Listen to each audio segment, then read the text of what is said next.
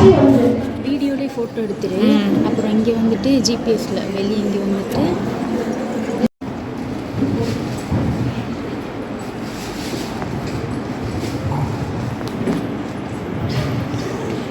என்ன எதுக்கு கண்ணை கசக்கிட்டு வந்து நிக்கிற? கோயிலுக்கு போறீங்கன்னா போகலையா? எங்க திட்டாங்க, சர்ச்சைக்கே போக விடல. யார் போக விடல? எங்க அம்மா சொன்னாங்க. உங்க அம்மா தான் சொன்னாங்க. சரிவா நீங்க வாங்க. நீங்க எப்போதும் உங்க அம்மாவுக்கு தான் சப்போர்ட் பண்ணுவீங்க. சரி திட்டாங்க வாடி. என்னவா எதுக்கு அவள் கோயிலுக்கு போவேன்னு சொன்னீங்களா? எல்லாருமே அவங்க வேலைக்கு போயிடுவாங்க, நான் மட்டும்தான் எல்லா வேலையும் செய்யணுமா? அப்ப மருமகன் அப்படியே இருக்கா? அதுக்காக கோயிலுக்கு போகணும்னு சொன்னீங்களா? அதான் யாரும் சொன்னா கோயிலுக்கு தான் போனான். நீங்க யாரும் நான் பார்த்துட்டேன். உங்களை நம்பி வந்து பாருங்க. சட்டப்பிரிவு 25ல இருந்து 28 வரைக்கும் சட்டமே சொல்லுது என்னோட மதத்தை வழிபட எனக்கு சம உரிமை இருக்கு. அதனால நான் சர்ச்சுக்கு போகதான் போறேன். இந்த ரெண்டு பையன்களாம் கல்யாணம் கட்டி கொடுத்தா போதும், பொண்டாட்டி உங்களே முடிச்சுட்டே அழைவாங்க. இவர் மட்டும் எப்படி இருந்தாரா?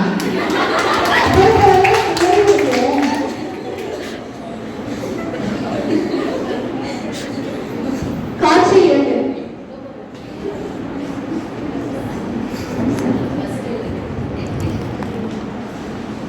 டேய் ராஜா,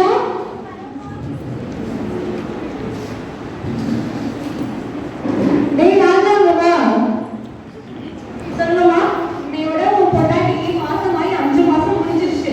நான் டாக்டர்கிட்ட கூப்பிட்டு போறாங்க. சரிங்க மாமா, நான் 3 பேர் சேர்ந்து போயிட்டு வந்துடலாம். சரிங்க மாமா போயிட்டு பாடி உங்க அங்கேயே நின்று ஓரமா.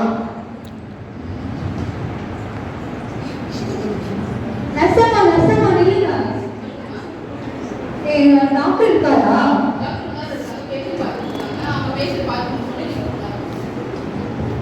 நர்சம்மா நர்சம்மா எனக்கு இன்னொரு உதவி செய்றீங்களா? சொல்லுங்க.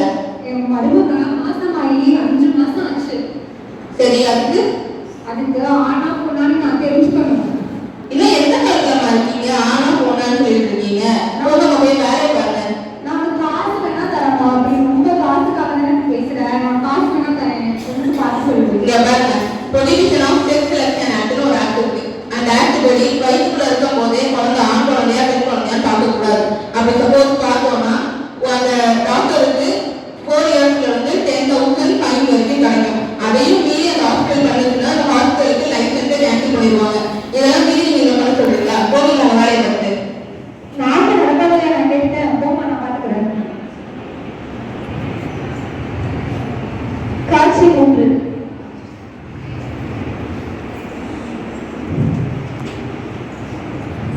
இல்லமா என்னமா போயிட்டு இருக்க? நான் எப்படியே ஸ்கூல்ல சேர்க்க போறேன். இது என்ன புதுமையா இருக்கு? பொம்பளை பிள்ளை எதுக்கு ஸ்கூல் சேர்க்கணும்? உள்ள நம்ம முதல்ல சட்டப்பிரிவு 21 படி எல்லா குழந்தைகளும் ஸ்கூல்ல படிக்கலாம். ஏப்ரல்ல படிக்க கூடாதுன்னு சொல்ல உங்களுக்கு எந்த உரிமையும் இல்ல. நான் எப்படியே ஸ்கூல்ல படிக்க வைக்கிறேன் போறேன். என்னமோ பண்ணுங்க. அம்மாவோட சொல்லி தரேன். காட்சி 4.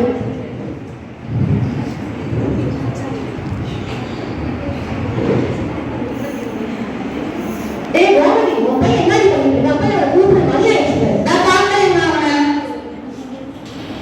டேய் தம்பி, கதவை தரடா. தம்பி கதவை தர. என்னடி பண்ணிட்டு இருக்கான் இன்னும்? டேய் என்னடா பண்ணிட்டு இருக்க? என்னடா இது கோவம்? டேய் என்னடா பண்ணிட்டு இருக்க? அடிக்காதீங்க. டேய் என்னடா பண்ணிட்டு இருக்க? நான் ஏதோ வீட்ல போறேன்னு சொல்றாடா விடுடா. என்னமோ பண்ணட்டும்பா.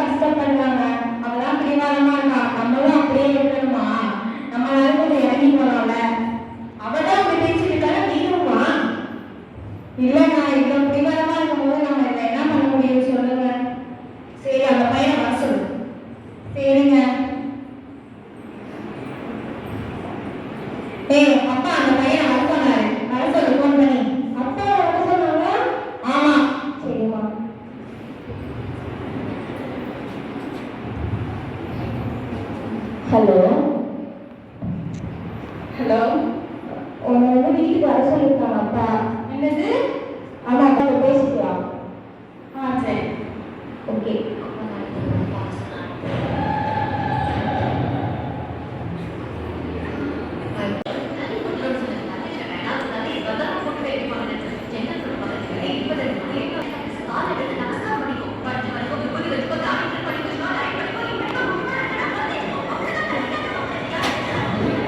இந்தாண்ட வருது.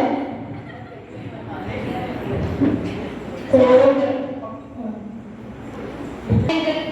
வணக்கம்.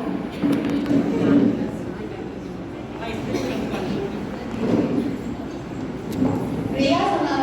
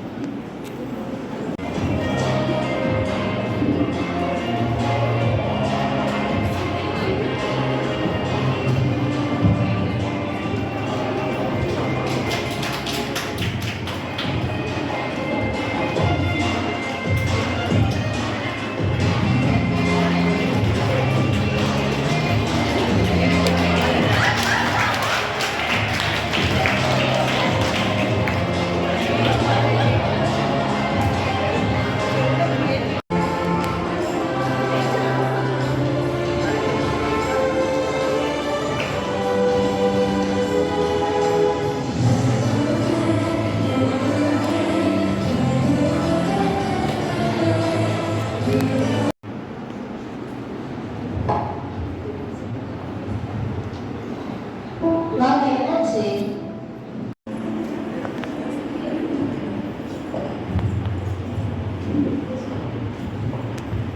அப்பா, அப்பா. ஆமா அப்பா, என்னோட ஹஸ்பண்டுக்கு வந்து பிஸ்னஸ்ல லாஸ் ஆயிடுச்சு. அதனால என் குடும்பத்தை எனக்கு கொஞ்சம் கொடுத்தீங்கன்னா கொஞ்சம் ஹெல்ப்ஃபுல்லா இருக்கும். அது அப்பா, அரசியலமைப்பு சட்டம் 307 படி சொத்துரிமை அப்படின்றது நமக்கு அரசியலமைப்பு உரிமைன்னு சொல்லியிருக்காங்க. மேலும் இந்து வாரிசு சட்டம் 1956 படி நம்ம அரசியலமைப்பு சட்டத்துல சொத்துரிமை மட்டும் இல்ல, பெண்களுக்கு பல உரிமைகளை கொடுத்திருக்காங்க. பிரிவு 14 படி சட்டத்திற்கு முன் எல்லாம் எந்த மாதிரி வாங்கி சாப்பிடுறது வருதுயா? சரிங்க டாக்டர். இப்படிதான் எக்ஸ்பிரி ஆன மாத்திரை எல்லாம் வாங்கி விற்கிறாங்களா? அக்காவை பார்த்துட்டேன். என்னம்மா? நீங்க கொடுத்த டேப்லெட்ஸ் எல்லாம் எக்ஸ்பிரி ஆனதா இருக்கா? அப்படிதான் இருக்காது, ஏதோ ஒரு ரெண்டு இருக்கும், எல்லாம் கலந்தாம இருக்காங்க. என்னக்கா இப்படி சொல்றீங்க? இதனால என் உயிருக்கு ஏதாச்சும் ஆபத்தா இருந்தா என்ன பண்ணிருக்கீங்க?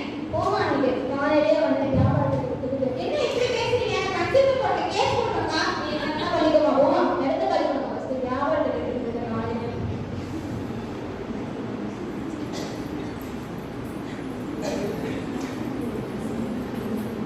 நீங்க தான் இன்சார்ஜ். ஆமா மேடம். எப்படி எக்ஸ்பிரி டேட்டால மாத்திரை எல்லாம் கொடுக்குறீங்களா எல்லாருக்கும்? இல்லை மேம், செக் பண்ணாம இருப்பாங்க. இதெல்லாம் சொல்லாதீங்க சார். இதெல்லாம் உங்களுக்கு மேல நிறைய கம்ப்ளைண்ட் வந்துருக்கு.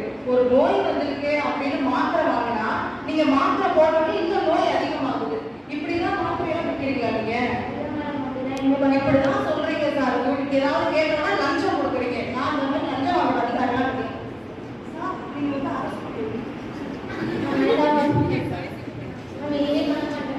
அதெல்லாம் பார்த்துக்கலாம். உங்க மேல கம்ப்ளைண்ட் இருக்கு. நான் உங்களை அரெஸ்ட் பண்ணி தான் ஆகணும்.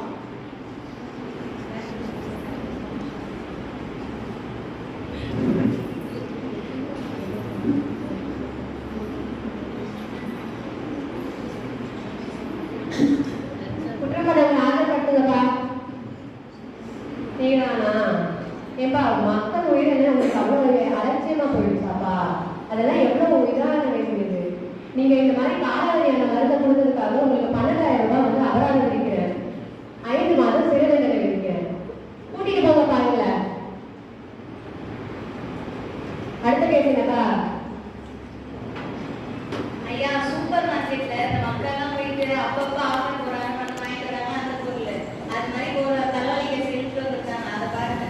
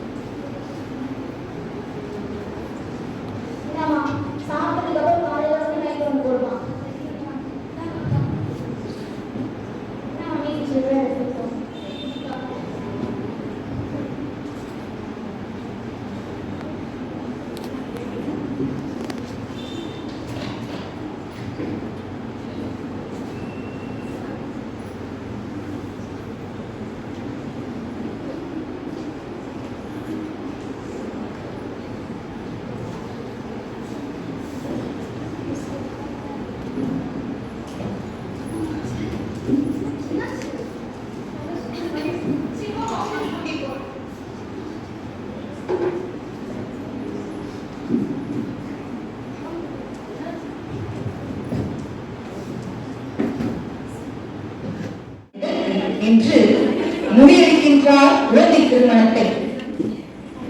கல்வி என்னும் களஞ்சியத்தை குழந்தையின் உள்ளத்தில் தடம் பதிக்கிறார். இதோ நம்மை சிந்திக்க வைக்க வருகின்றனர் என் மேதாவர்கள் குழுவினர்கள்.